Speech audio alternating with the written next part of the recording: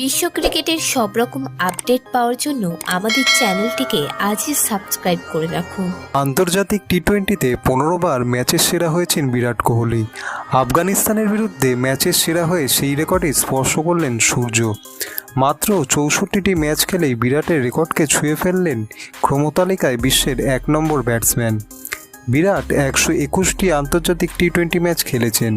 বিরাটের পর সূর্যই প্রথম এতগুলি ম্যাচে সেরার পুরস্কার পেলেন।